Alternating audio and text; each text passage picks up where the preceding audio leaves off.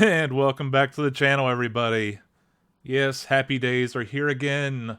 Yes, people, I'm glad we're not getting as much FUD now. I understand a lot of you care about the price a lot. I really don't.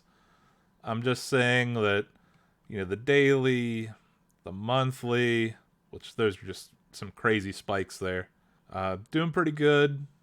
Yearly, still looking rough, but hey, we're seeing some life.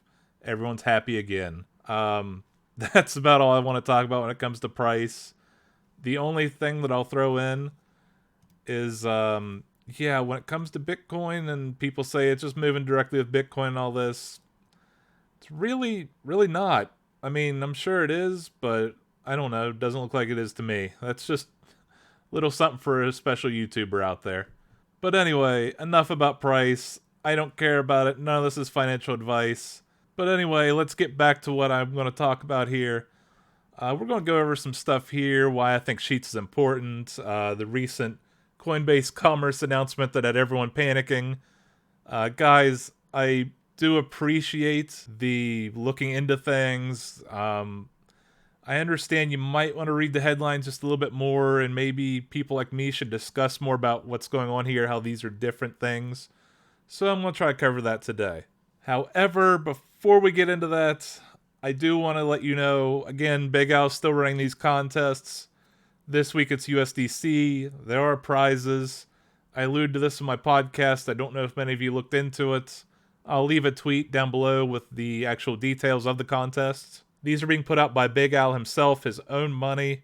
And the contest is actually more weighted to where people like me have a less chance of winning. The people that are actually like new to SPEDN, haven't done it before, you have a greater shot at winning. And if you want to see here, I have the music cut out. But yes, this was my experience today. Super quick, super easy.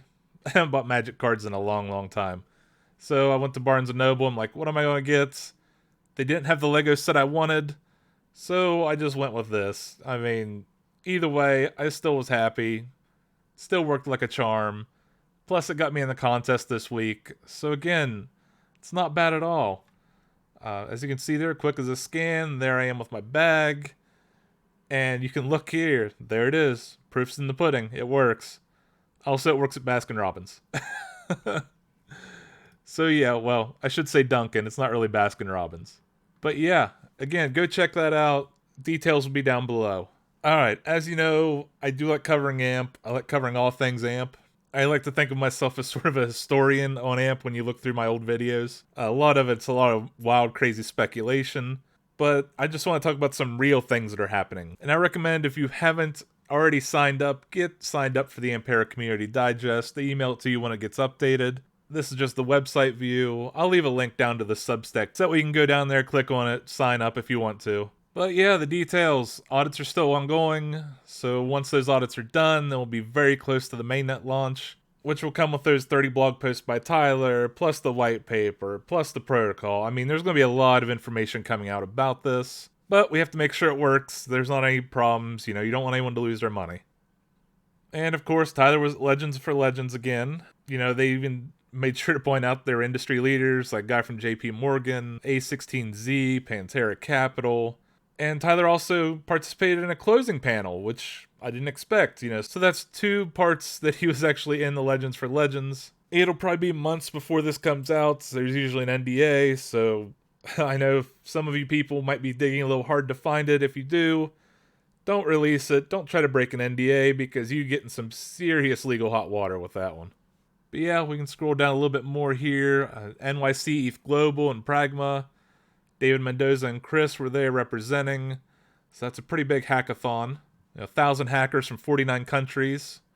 33% are newcomers to Web3. So, I mean, that's a very good place where ideas can be shared, new developments can happen, and it's great to see that Ampera was there. Ampera was also at the Masari mainnet. So that's also incredibly good news. Because, Robert Leshner, the CEO of Superstate, formerly Compound, was there talking about real-world assets and DeFi. And that is a very good topic for Ampera because, well, you kind of want to be able to collateralize some stuff. Especially if, you can tokenize some, we'll say treasury bonds. That'd be great. And if you ever get the chance, I recommend going to one of these community meetups. I went to the NYC one. I'm actually in that picture. I'm sure you can figure out which one I am if you look hard enough. But it was a great time. We had Shake Shack. Tyler answered a ton of questions. And I even got to meet some viewers, some people in crypto Twitter, some people that aren't even actually anywhere online that still knew about me. Others had no clue who I was. So it felt pretty good getting out, meeting other community members, especially ones I've never interacted with before. Quite a few topics were discussed. I was very happy to talk to Bubby and figure out some stuff about how Ampera works. I really want to see that white paper even more after talking to him. I really didn't have a whole lot of questions for Tyler because Bubby answered like 99% about what I was curious about. So yeah, that made me very happy. And for those wondering, I rented a car, drove 6.5 hours one way, stayed at a Holiday Inn with my reward points, rode in with another community member who I know, and then afterwards came back to the hotel, fell asleep, woke up, another 6.5 hour drive. Which, Chevy Blazer rental cars, not bad at all. Kind of surprised me, love the gas mileage. I will say about the meetup, the only thing people were really hoping for was a little bit more information, maybe a little bit like a sneak peek at the white paper. But Tyler made sure to explain why they can't do that right now. They're afraid of someone coming out with like a very crappy version of this and then sort of ruining it, stealing the thunder, making it look terrible. But this was also a different Tyler too, much more candid. He didn't have to worry about the whole Flexa thing. He's an Ampera now, so it's completely different. So he can give more, I'll say, unfiltered answers to things. But yeah, if you ever get the chance, go. And we also have the Web3 ATL. Again, this was what me and Big Al sort of talked about on the podcast. I talked about my experience at the meetup. He talked about running the booth here at Ampera. Web3 ATL had a lot of big players there. As you can see here, there were speakers from like Coinbase, Graph, Chainlink. Other major corporations like FedEx, Porsche, MoneyGram were there. Tyler joined a panel on stablecoins. Are very, very important. And I can't wait to see more development into stablecoins, especially if we get that stablecoin bill through Congress. Get that signed into law. That'll be one of the best things I could ever see happening for Web3. Glassmeadow actually put out a CD here. It was inspired by ATL, ChatGPT, and Glassmeadow. Big Al said they were super popular. I know what you're saying. Well, no one uses CD player, blah, blah, blah. I don't care. I still want one. Hopefully Big Al's sending me one. I still have CD players. I'm sort of old school. I can still have one in my car. And hey, yours truly even got a little shout out here because of the podcast with Big Al. And there's still adoption happening. We get in the SPEDN videos contests. Again, that is the way. And I do like how you click it, and it links to good old Team Litecoin. Yeah, Team Litecoin. You know what? I'm just going to... Oh, let me turn down the music there. So yeah, Team Litecoin puts out some amazing videos. And of course... I'm not even going to cut this part out. Yeah, my computer. I don't know why. There it goes. Something must be funky with my internet tonight.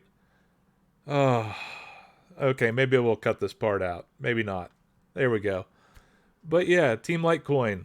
Incredibly imaginative with these SPEDN videos. Some great stuff, honestly. I mean, I wish I could do this. I even got a chance to talk to Team Litecoin at the NYC meetup. I'm like, how do you do this? And he's like, oh, I use Filmora. And I'm like, oh, why did you DaVinci Resolve? And yeah, mine are more very, very simple videos. But yeah, Team Litecoin just knocks it out of the park with these things. I'm very glad to see. He's another community member that he'll even tell you, he wasn't the most, we'll say positive for a long time, but he's sort of coming around. He's like, you know what? I need to show people who I actually am. I don't need to be this kind of guy online that's kind of a jerk sometimes. So yeah, another great video, another great community member. Can't complain one bit. Alright, and the last part's just some collateral financial services news. I really don't want to go over it. It's not... I mean, it is what it is. Same with the infrastructure. If you want to, you can pause it, you can read it, or you can just go to the Substack. Link down below. So yeah, that was Web3 ATL in New York, the Substack. So that was a good sort of everything that's been happening, condensed. Now, what I want to talk about is something that obviously wasn't in this because it came out and people were freaking out. Coinbase Commerce setting a new standard for on-chain payments. So, here is the big thing. On-chain. These little words matter. And again, this is the big difference between Flexa and Coinbase Commerce. You see these bigger retailers like the Barnes & Nobles, the Dunkins, Baskin Robbins, the Office Depots, the GameStops. They don't want their transactions on-chain. And the number one reason is volatility, because they do have shareholders they have to answer to. If they're not a private company, they got to answer to shareholders. And you want to know the most volatile time for stocks? The most volatile, the thing that the shareholders really care about? Earnings calls, where they report their transactions quarterly. They have time to brace. If something goes bad, they can come out and they can, sort of get ready for that bad news. Or if it's really good news, they can also celebrate. But they don't want to do that every single day, every single hour, every single minute, every single second. And that's the problem with on-chain. While it's good for a peer-to-peer system, which Coinbase even highlights peer-to-peer in their API documents, they're not a C2B, they're not a B2B, they're not any of that. This is just a P2P. However, if you're a merchant and you don't mind some of those payments being on-chain, then you can use this. Say you just have a WooCommerce store and you only do you sell a couple shirts, you sell a couple shoes, something like that. Then yeah, on-chain's probably not bad for you. But we can get more into this. I just wanted to sort of give a little brief overview, especially that on-chain. It's very good that Coinbase Commerce is doing this, making a payment protocol just for this, so that way people can use it if they want to. You use your Coinbase KYC already, and you can see here they say thousands of merchants globally have trusted Coinbase Commerce to accept billions of on-chain payments, which I'm sure they have through this Coinbase Commerce. But the big difference, the whole thing about this, the reason why they're even saying it, is because now instead of, it used to be you could take cryptocurrencies, they wouldn't do any sort of transition to a stable coin. It would just be one-to-one. I pay in Doge, they get Doge. Well, the problem is the volatility, because what this Coinbase system does now is it'll take the payment and whatever, we'll just say Doge again, converts it over to USDC, and then sends it to the merchant. And then it's on to the merchant to get into their wallet, cash it out into actual cash, and then transfer those funds into their bank account. And again, that adds another layer of complexity that big merchants don't want to deal with.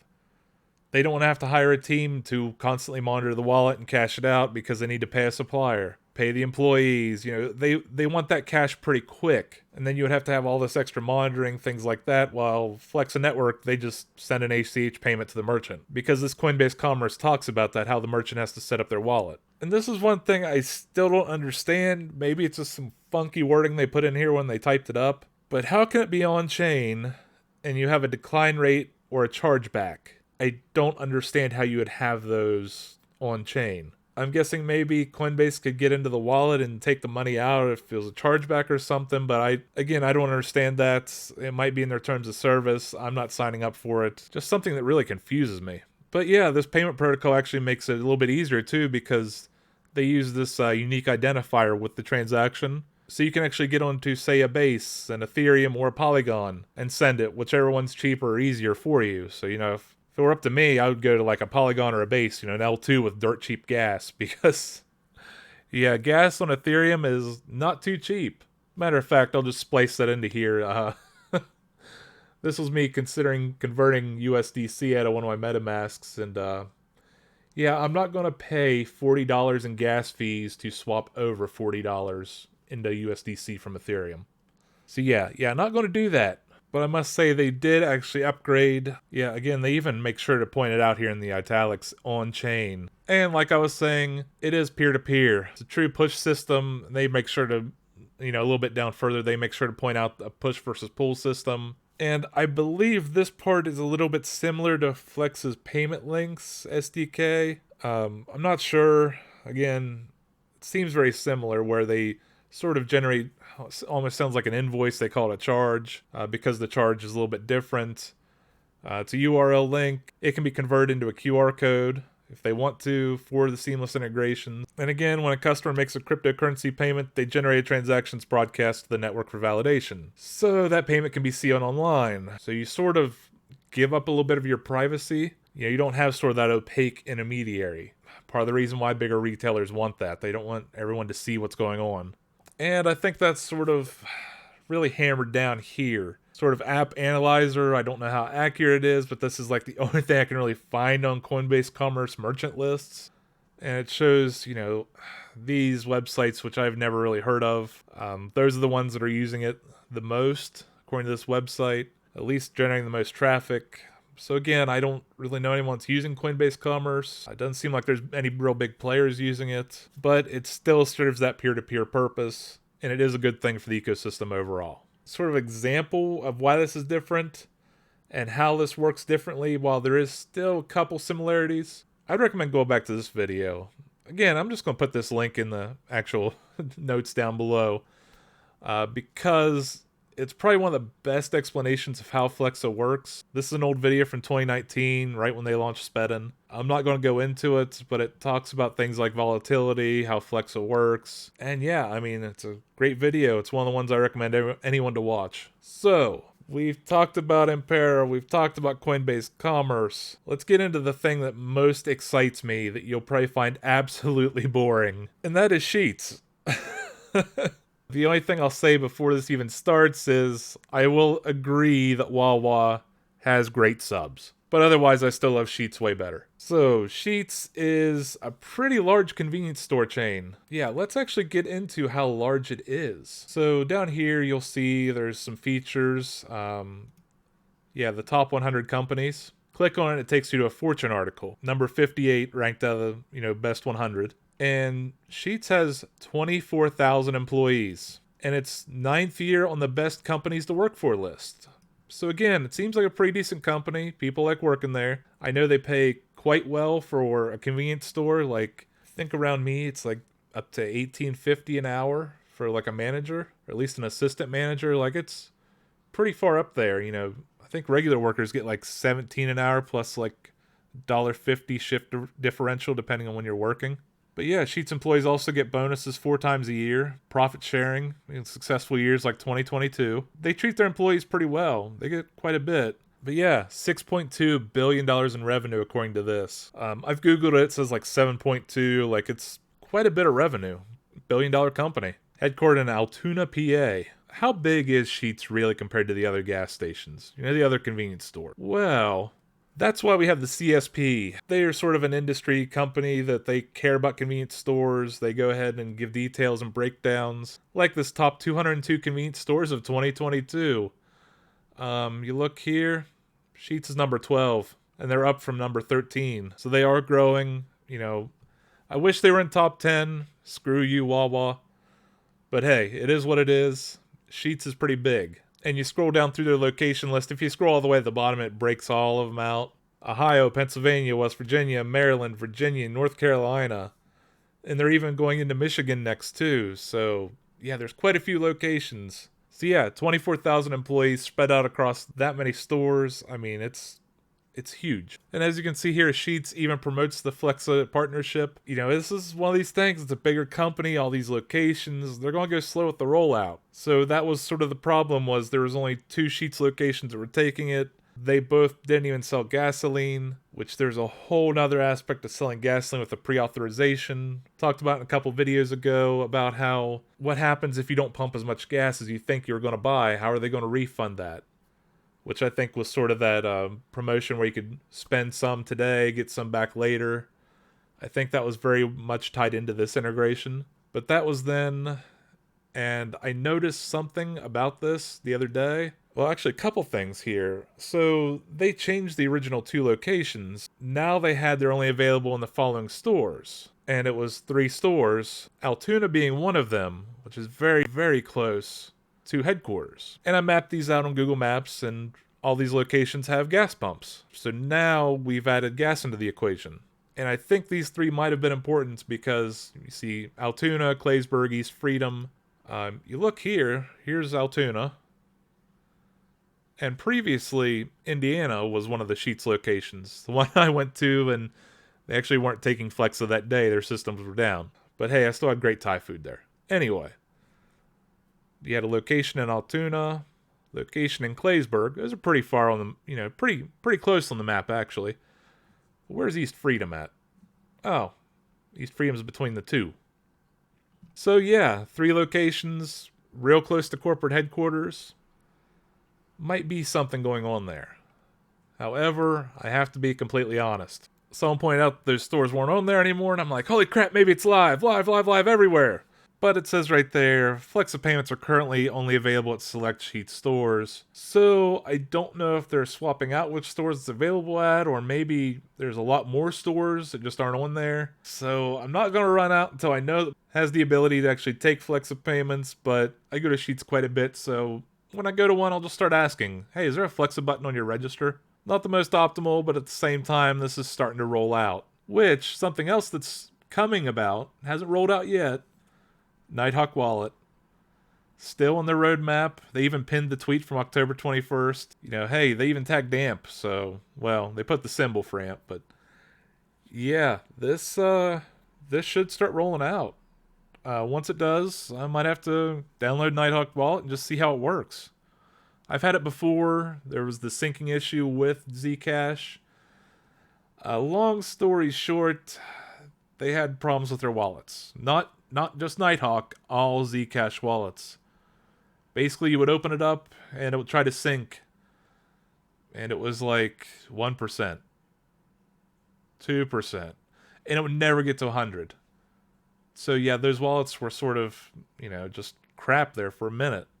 But Electric Coin Company, people out there working on Zcash and all that stuff, those wallet issues are resolved.